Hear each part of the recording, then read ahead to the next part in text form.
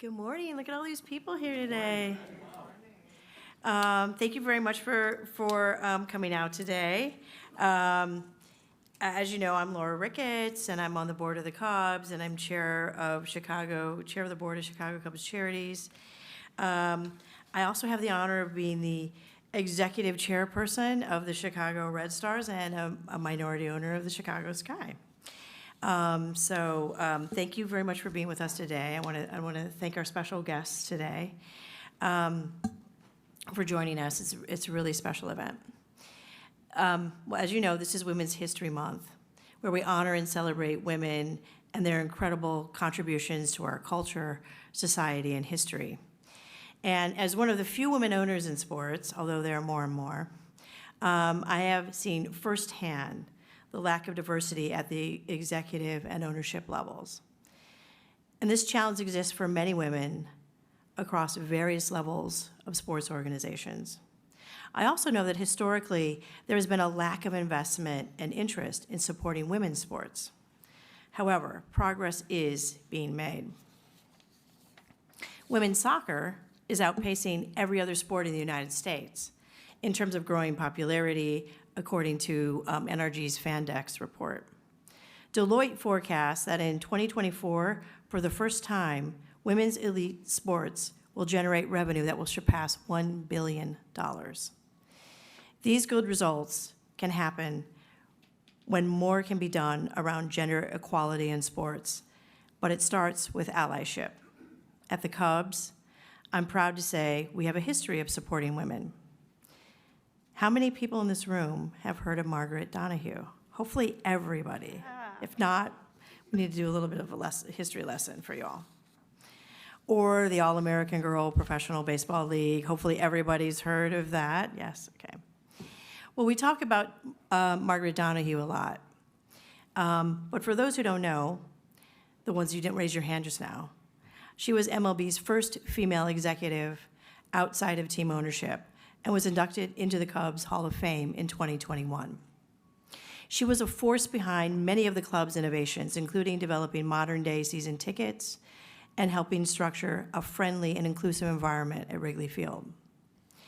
The All-American Girls Professional Baseball League was co-founded by then Cubs owner P.K. Wrigley, providing over 600 women athletes with the opportunity to play professional baseball.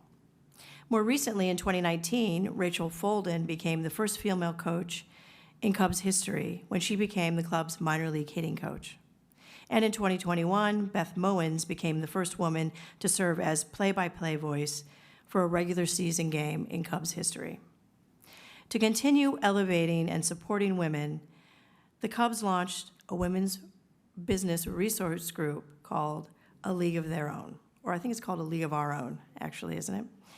In 2022, whose mission is to cultivate an inclusive community that forges connections, develops its members, and advocates for issues impacting women.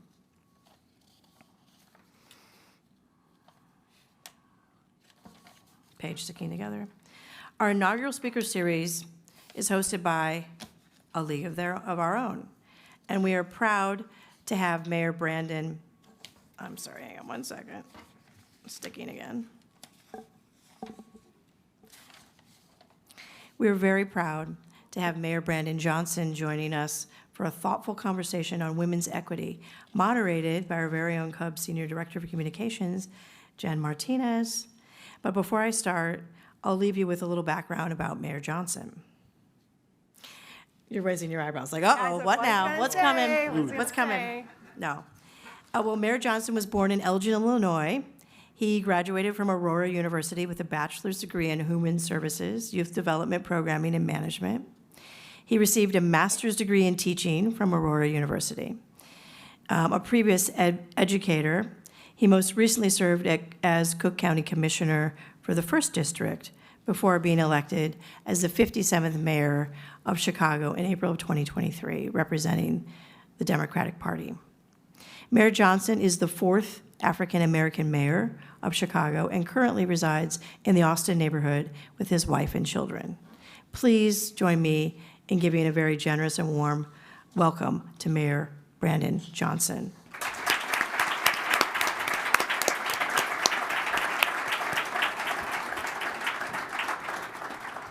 Great. Well, thank you, Laura. And Mayor, thank you again for being here. We are very excited to have you. I myself worked in city government for almost 20 years, so I won the golden ticket to get to ask the questions today. Excellent. Really excited for this. We have several questions for you. The audience was great about providing some questions as well. We're going to try to get to as many as we can. Apologies in advance if we don't, because time is limited. So we're going to jump right in. Okay. Great. It is Women's History Month, so we're going to start with something simple. We thought I was going to ask. Wait, this is going to get hard eventually? Oh yeah, we're gonna have fun today. Okay, No, all right. no, we were gonna ask you who the most influential woman in your life was, but I did see a CTU article where you mentioned that, and I quote, "My mom was the one who taught me that words are not as loud as actions. That's why I became a public school teacher, a union organizer, and county commissioner. And now, obviously, you're the mayor of the city of Chicago." So can you start off by telling us about this amazing woman and how she influenced your life? She was great. Thank you. And thank you all. First of all, I was not expecting this many people. Oh, yeah. So this is exciting. It's amazing that we can draw more people for this discussion than another team can do on a Tuesday night on the south side of Chicago. Oh, I'm just we're saying. going there. We're going there. Just going to get that out the way. Okay, no, this is I'm good. going to take my shot. Go, Cubs, go. I'm a freaking Cubs fan. I love Chicago. So this is going to be very hard when I throw out the first pitch at, U.S. Cellular, but is that the name of their stadium? A guaranteed rate? We don't even know. Anyhow. So my mother was an amazing, human being. She was by far one of the most influential persons in my life. In fact, the last time, we had an exchange when she was alive, she died from a very rare heart disease. And the last time I was headed back to my dorm in college. And it's almost like we knew this would be the last time we would see each other. And she said, "Brandon, do me a favor, take care of yourself. And don't worry too much about some of these other matters, because you're going to help a lot of people one day." Those are her exact words. Now, I don't know if she envisioned me becoming mayor of the city of Chicago, but she understood the importance of self-care. And her influence on me is just tremendous, because she was someone who had, fifth grade education, raised, me and my siblings. So she was also a foster parent, and she stood by my father as he served as a pastor and a public employee and a general contractor. Just amazing woman. And I am the husband that I am because of the mother that I had. Oh, wow, that's it's amazing. It's amazing. And it's Did I drop the mic on that one? You got, yeah, that's a drop mic. I think everyone agree. Drop my moment. We could be done. No, more questions, more questions. But I think those moments in our lives are so important. And I think we got a few questions like this. If there was another pivotal moment in your life where a powerful woman may have shaped your leadership. Yeah. The one that jumps out, so there's been multiple moments, but the late, great President Karen Lewis, who's taught not too far from here, Lane Tech, and her husband, Coach Lewis, who's an amazing historic figure in the city of Chicago. When she became president of the Chicago Teachers Union, she didn't know me. In fact, Karen Lewis, just a little bit of story. Since she's not here to defend herself, this is probably the best time to challenge some of the things that she would do. But she was not necessarily ready to hire me right away.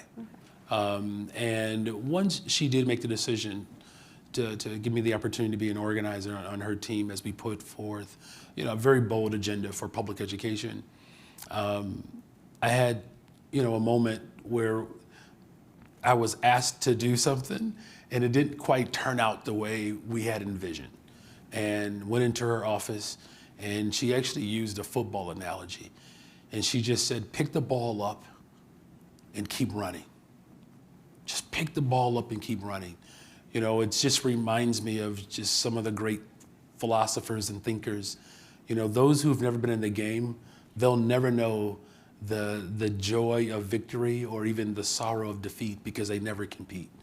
And what President Lewis was pushing me to understand is that as long as you're on the field and the ball is in play, you have an opportunity to score. And what it means for us to score is that it can actually transform and change people's perspectives, and of course, consequently, change their lives. That's amazing. That's amazing. And it resonates so well, with us as baseball in the team, and we just keep going and going. So that's great. I did want to share a personal story of mine too. Since we're putting you on the hot seat, it's only fair, right? I share a story as well, but it goes back to those moments. I started my career in 1998. I was fresh out of college working for then former Mayor Richard M. Daley. So one day I'm called to the press conference room. A Sox fan. Oh, my Oh, God. I know, it's terrible. Not allowed in Oh, okay, it's all right, all right. We're It started rough. It started rough.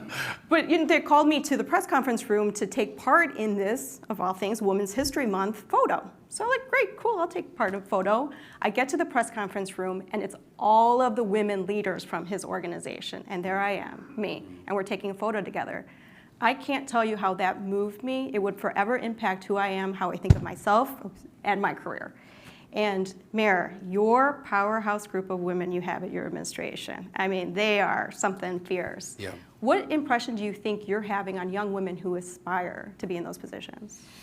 Women don't have to wait in line, except for when they're at the Cubs game in the bathroom. But Oh. I'm sorry about No Tom longer. is working on that. No we longer. fixed that No too. longer. Okay. That has been corrected. All right, We very agree. good. That is So sweet. there are no lines. No. I mean, look, there's unfortunately a really painful history in this country of what women have had to endure, and because of some of the major influencers in my life, I always understood, the power and the influence of women in leadership, not just women around, right? Because once upon a time, it was, more politically palatable to just have women around, and that was deemed acceptable, versus decision makers. The people who are close to me understood that decision making is not a gender consequence. Decision making is a benefit for both. Mm-hmm. The last thing that I'll say is that women in leadership, it's not at the expense of men in leadership the way it was vice versa. That men in leadership, therefore women cannot. Mm-hmm.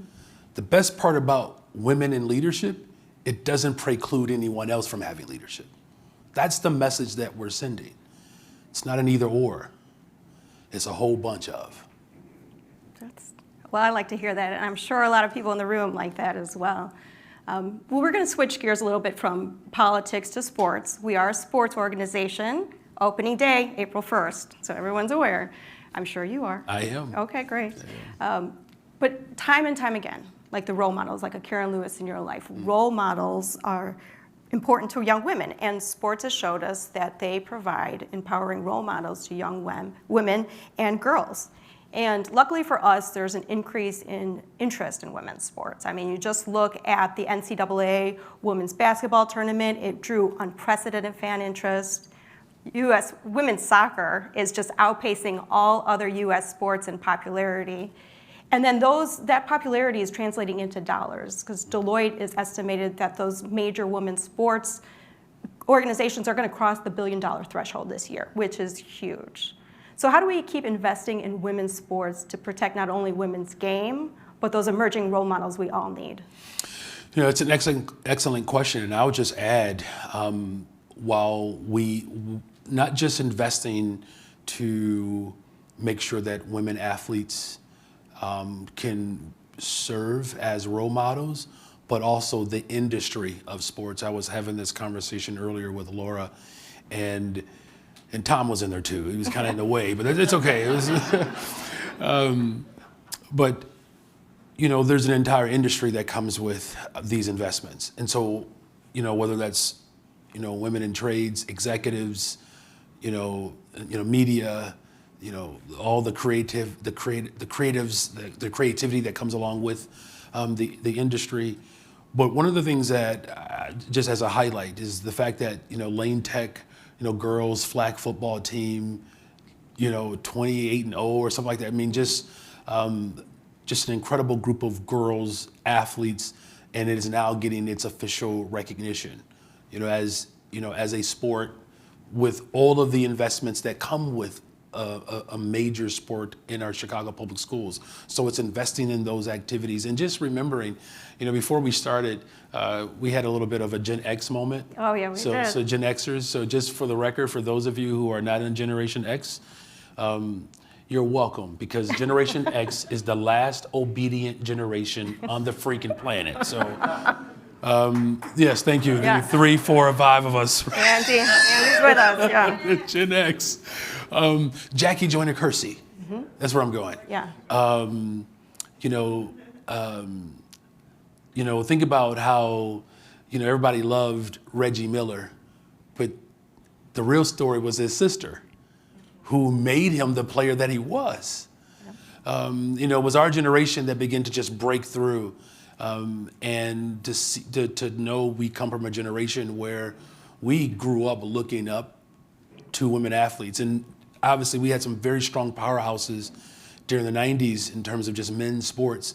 But think about how powerful it still is today to remember some of those players, whether it's on the basketball court, or track and field, and now you see that just expanded through multiple dimensions now in sports. So I don't mean to get too long-winded, but this is something that is very exciting to me. Like, I have my youngest, Braden, my daughter, just incredible, gifted, very powerful, very influential in my life as well. And I want her to see that she is not breaking barriers, that the generation in front of her, the generations in front of her, have already done that. Now she can see women becoming posts, permanent infrastructure, fixtures within not just sports on the field, but the entire industry as a whole. I get excited about this because I think there's just so many waves of opportunities for our young girls and our boys, quite frankly. So my middle child, pray for him. He's a typical middle child, just like his father. He's 5th and 6th grade boys basketball team. I finally make it to a game. It's Oathorpe versus, I can't remember the other school, but both teams, the coaches were women. For boys basketball team, like I coach middle school, to see now my son is growing up seeing women in leadership as coaches and players, executives. Once the Cubs won the World Series in 2016, everything is now possible. I love that, Mayor. No, and I love your point. Women are at the table. We're there, and it's not just a one-off. It's become part of who we are, which is great. We were going to make some Gen X T-shirts. We'll make sure you get one of those as well, just to join our crew. Thank you. Well, Laura gave some background on who you were and where you came from. I don't know if everyone in this room realizes the mayor is one of 10 children, which is great. And you said you credit your large family. People usually just randomly throw money at me when that stat they comes do? out. Are they like, happens, oh, my poor guy. Yeah, poor you. You did. But you said it was a benefit, right? It taught you negotiation and how not to take no for an answer. That's right. You said. And I did. Yeah. And always, I also said, you form your allies with women. It was one bathroom, you all. And so my brothers, they didn't get it. No. And so even to this day, I formed early allies. And this wasn't, I don't want you to think that I was just using them. Trust me, they took full advantage of me as well.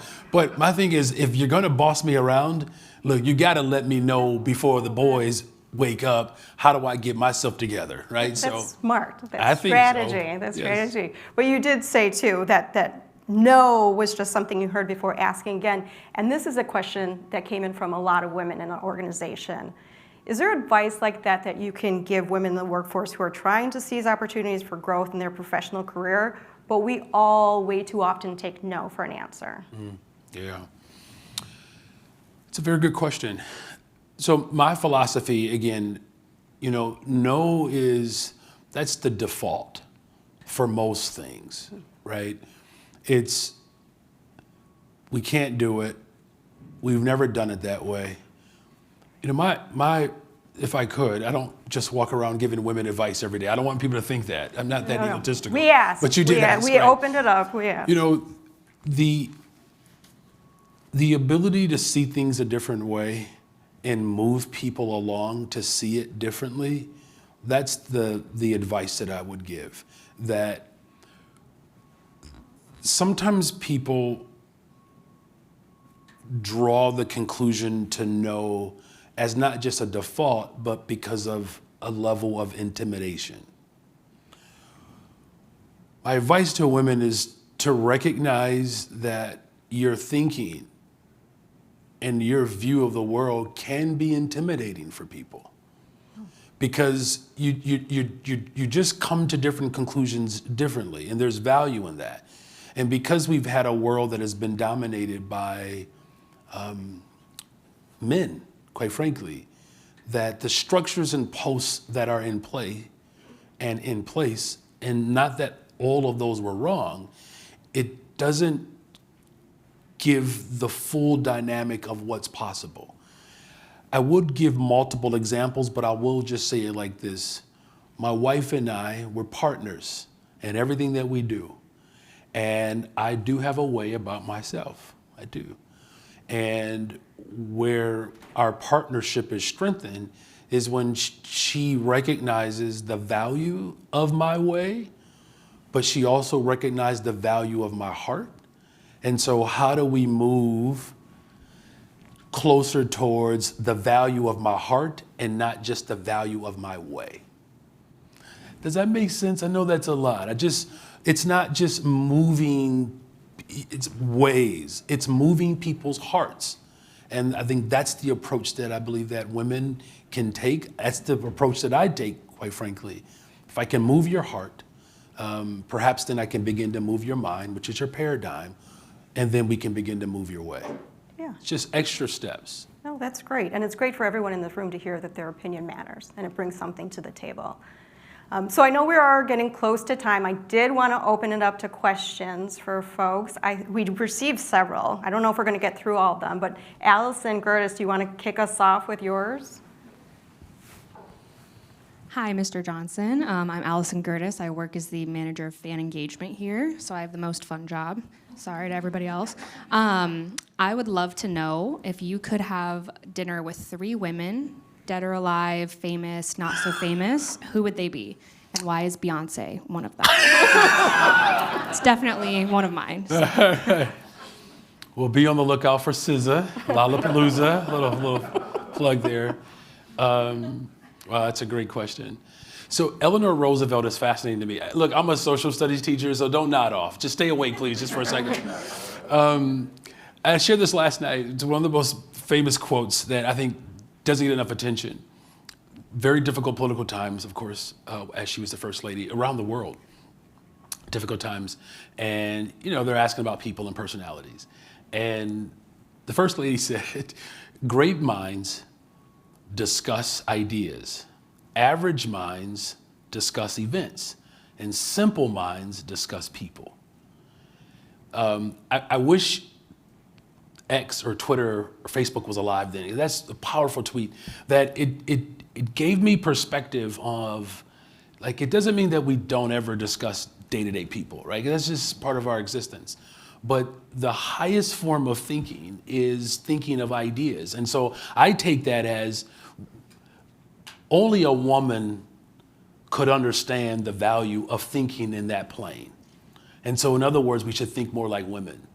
I would want to just have a full-out conversation in dinner with the First Lady to just understand what it was like to not have one of the most, powerful figures, as her husband, but what it meant when people around the world called her the First Lady of the world and not just the United States. That, just to get into her psyche, Shirley Chisholm, and then Mary Magdalene. Cool. Very nice. Yeah. That's a great one.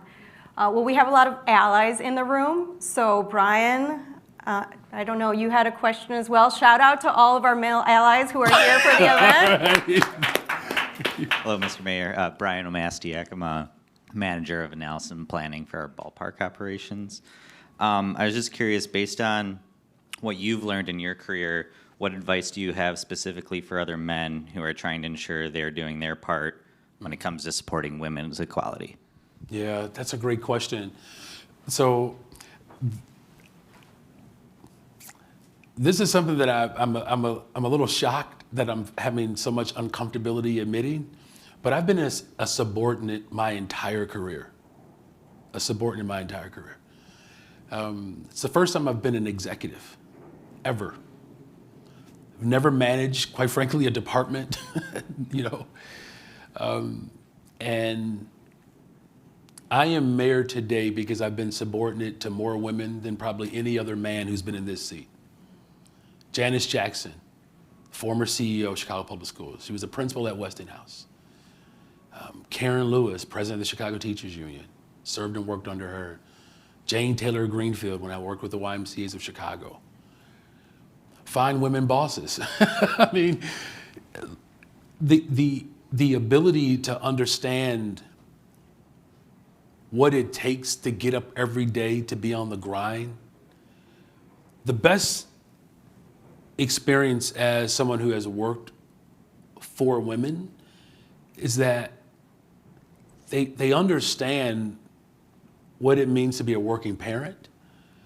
They understand what it takes to just get stuff done.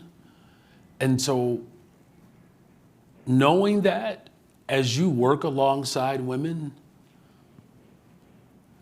do more than listen to them. Don't just take into consideration their thoughts. Execute them. Execute them. That's how you build trust.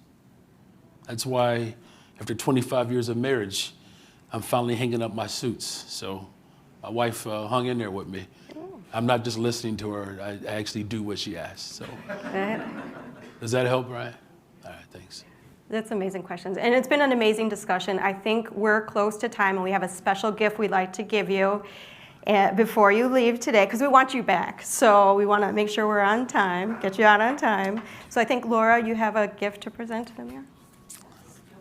Yes, and Tom? Oh, wow. Do I need to stand? I mean, is this, when We're people gonna have give you you come. gifts, this is very Yeah. humbling, especially as a middle child.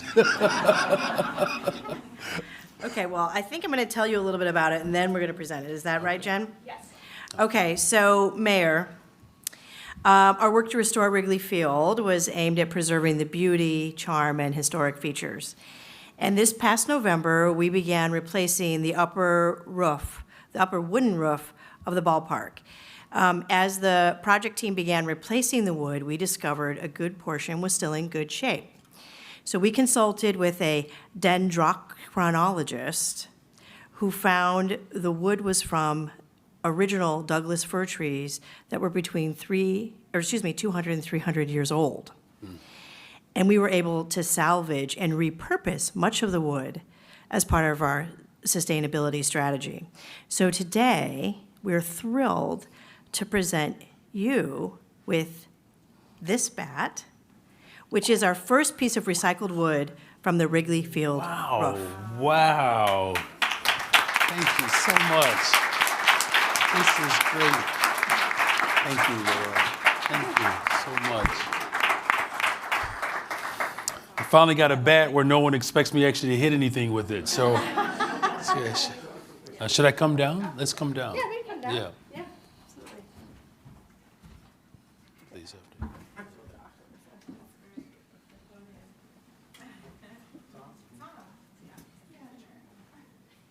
Dang, wow. Now if I can just get drafted by the Cubs, all my dreams will come true. Are you left-handed?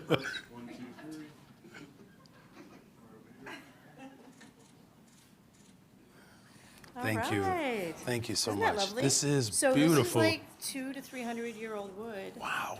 That we Great. Amazing. Yes. So everyone, please join me in thanking again Mayor Johnson for joining us. Thank you.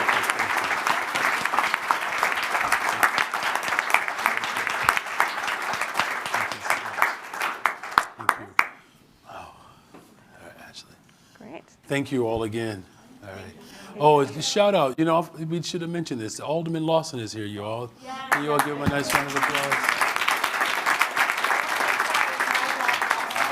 Let's see Yeah. Let's Yeah. Hey, thanks, you guys. Appreciate you all. Thank you. Real pleasure. Laura, Nice to Tom, we're meet gonna do a you all. photo Thank you op for that question. Okay. Appreciate Yeah. you all.